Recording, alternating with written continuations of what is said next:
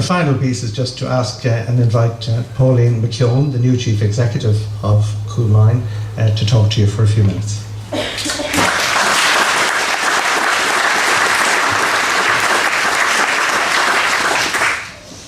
Ladies and gentlemen, I too would like to thank Joe, Charlotte and Willie for the courage you've shown in sharing your personal experience of addiction and what Coolmine has meant to you. This is the work of Coolmine. This is what we're about.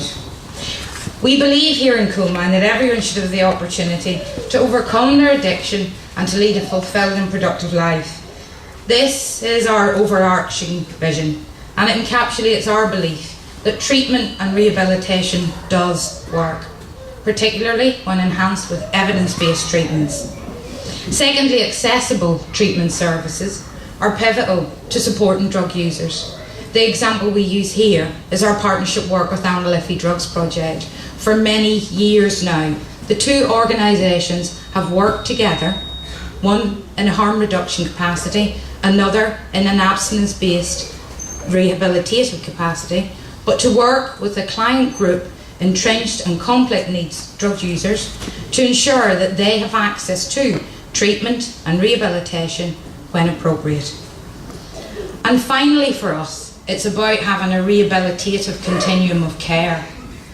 We need to ensure that all the clients that come through Coolmine have access to re-education, to re-employment and to rehousing, in order to ensure that they become meaningful participants in society.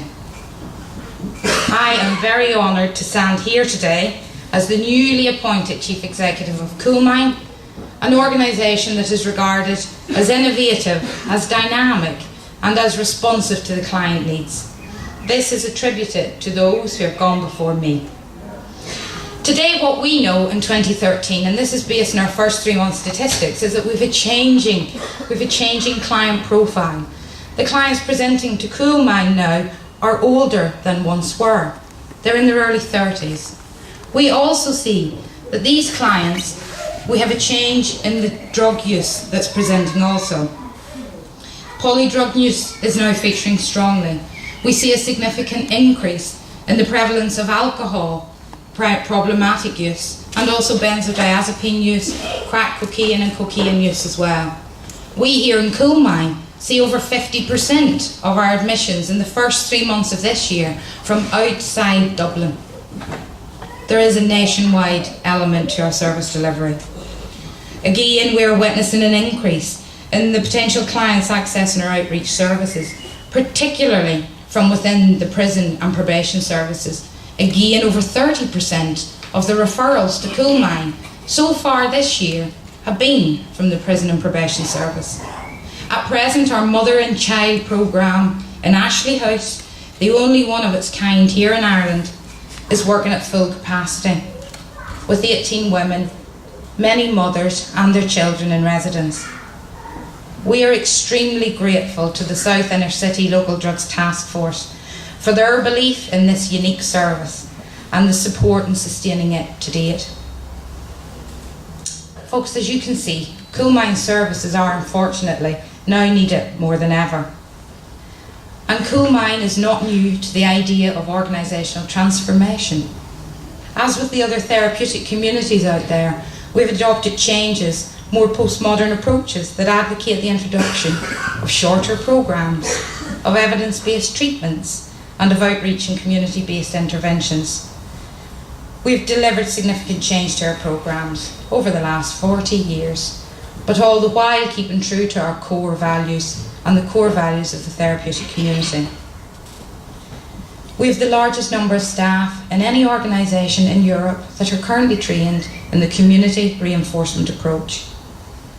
This provides us with a very clear case management and a client progression template for recovery. Again, this is with thanks to the HSE Social Inclusion Unit and also Blanchardstown Local Drug Task Force. We have many other highlights, including the breaking down of barriers over the last 40 years to ensure drug users can access our services, our detox stabilisation programmes, as well as the mother and child. We have a commitment to, as I've said, in reflecting evidence-based treatments, motivational interviewing, cognitive therapies, and mindfulness-based relapse prevention, to name a few. We've focused on aftercare. We've ensured that our clients have community employment, education college courses and employment opportunities when they finish their primary treatment phase, and to ensure they sustain their recovery after their primary treatment. We have also endeavoured over the last 40 years, and specifically in the last few, to strengthen our commitment to quality standards and to good governance. We're delighted to say that we have HSE residential compliance for our detox admissions. We have part of the community of community peer review network. We have assigned the quality in alcohol and drug standards, and we participate in the European Federation of Therapeutic Community Forums. All of this underpins our client's voice and ensures that we remain responsive to our client's voice. Perhaps one of the most significant achievements for Coolmine has been our participation in Research Forum. We currently have our draft mid-term longitudinal study, and we hope to publish this to you in the coming months. Preliminary results from this study is showing that 64% of the clients have maintained their desired treatment goals with respect to their drug and alcohol use at the initial follow-up period. This is higher than the national average, which would be about 29%. The mid-term report highlights positive changes for Coolmine clients across the 3 primary treatment services. There were marked reductions in drug use in both the men and women, and 30% of the individuals reporting drug use, including alcohol, had ceased to use any illicit substances in the 28 days prior to their follow-up. We're delighted to say initial findings also show that we're retaining 52% of the clients who enter our residential treatments for 6 months or longer. This is extremely encouraging for us here in Coolmine, because Coolmine is committed not only to admitting clients, but to ensuring clients are skilled and have rehabilitation and formal structure in their place to become meaningful participants in society. The research helps us shape our focus moving forward, and specifically, we will aim to address the preparation for treatment amongst the prison population, ensure our clients have a positive experience in those initial but very formative and early days of coming into the therapeutic community. We need to ensure that we provide specific depression, anxiety management and self-esteem group work, particularly to our women and our residents in Ashley House. We need to ensure all clients have meaningful work placements, education pathways in place post their residential treatment.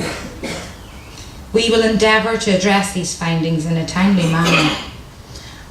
Of note, however, at our findings at the 12 and 18-month longitudinal study, we see an additional emergent issue, and one which concerns us, and that is housing. Our clients are reporting acute housing problems at the 12-18-month follow-up study when they've completed the residential phase in Coolmine, that they have significant lower rates of psychological, physical health, and also significant poorer quality of life than those who have stable accommodation. This concerns us. As a sector, we know that reintegration is vital to reduce the relapse rates, and we're extremely grateful to Focus Ireland, to Peter McVerry Trust, to Fingal County Council, to Dublin City Council, Sophia, Sonus, Daisy House, YMCA, and all the many, many housing providers out there who work with Coolmine, work with our clients and provide housing and step-down accommodation. However, as a sector, we see and we need to address this issue here further, and we look forward to engaging with the housing providers over the coming years to ensure we put in place further good practice step-down accommodation.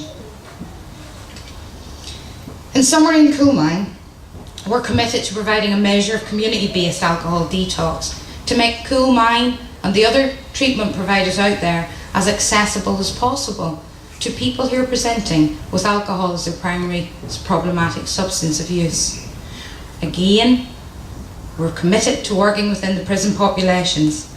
We see, as I've said, double the number of clients presenting with prison probation to us here in Coolmine. We need to ensure that preparation for treatment is done within the prison setting, and we also need to provide a measure of drug-free rehabilitation services formal in the prison services. Again, we welcome the opportunity to develop this further. Our commitment is to continue with the formal research, to publish our reports in our longitudinal study, and also in the implementation of the community reinforcement approach and mindfulness practice, the evidence-based treatments here in Coolmine. And finally, to work with the housing providers to ensure that the housing needs of clients are met. For us in Coolmine, that includes those seeking to remain in Dublin post their residential treatment, something which is proving extremely difficult due to the local connection issue. So, all of that said, unfortunately, we require sustainable funding to achieve all these aims and all these strategic goals. It is so good to see our funders and financial supporters here today. Thank you for your support over the last 40 years.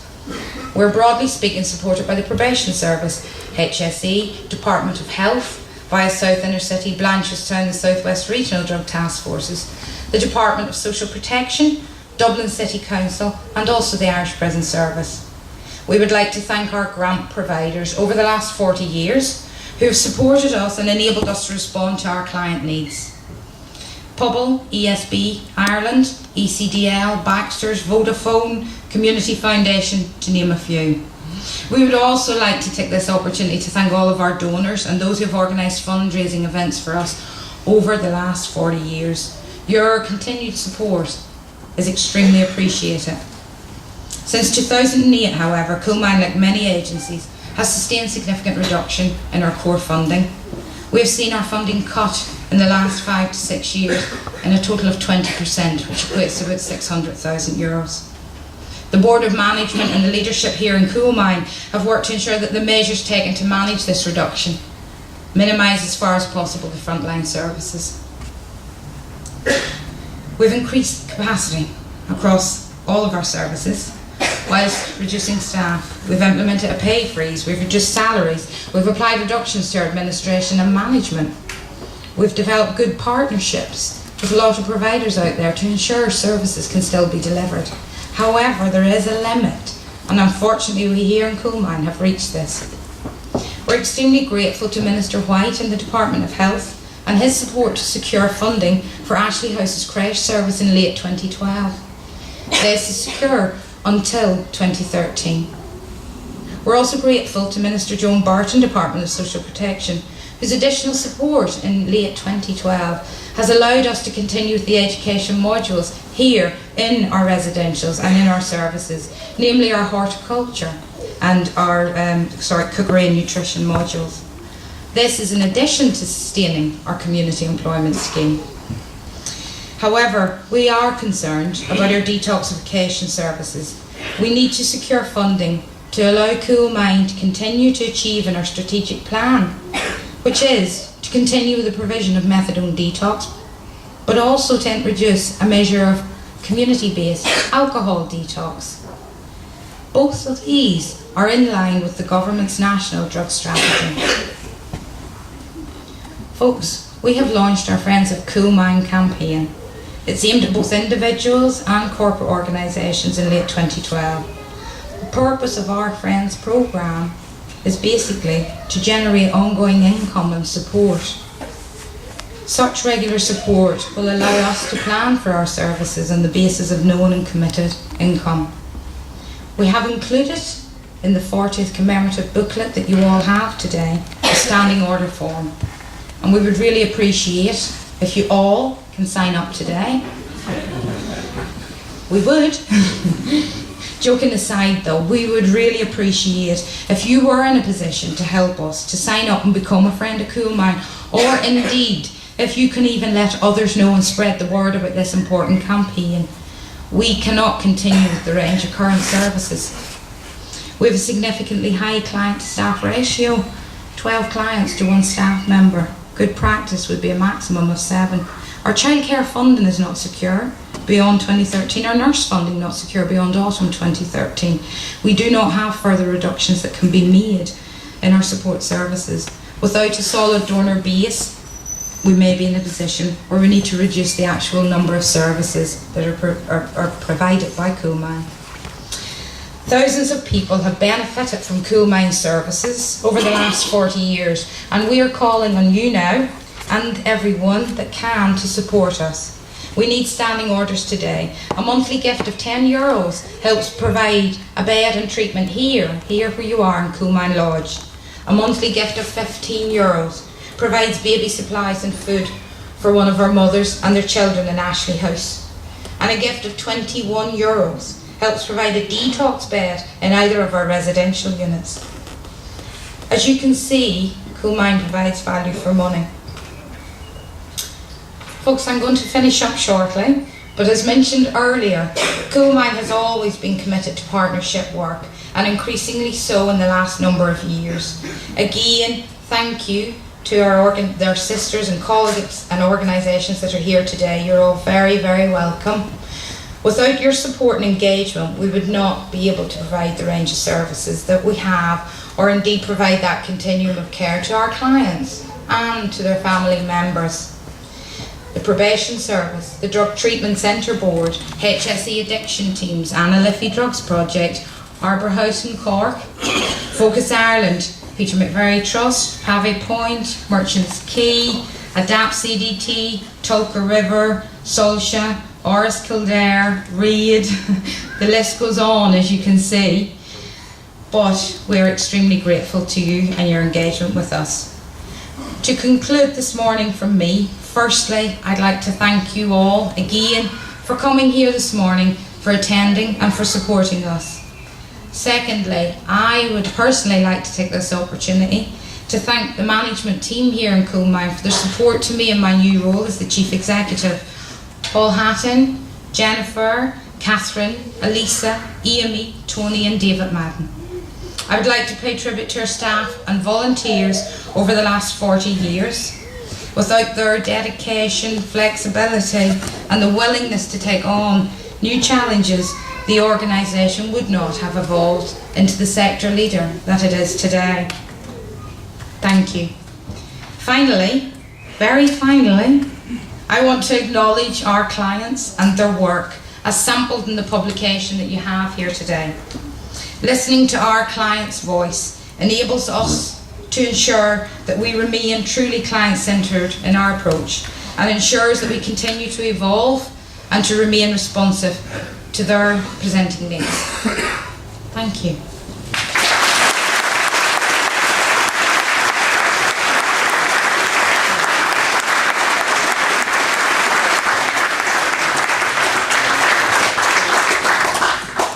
Right, we'd like to invite you to help yourselves to some refreshments, and if you'd like to walk around and have a look around the lodge, you're most welcome.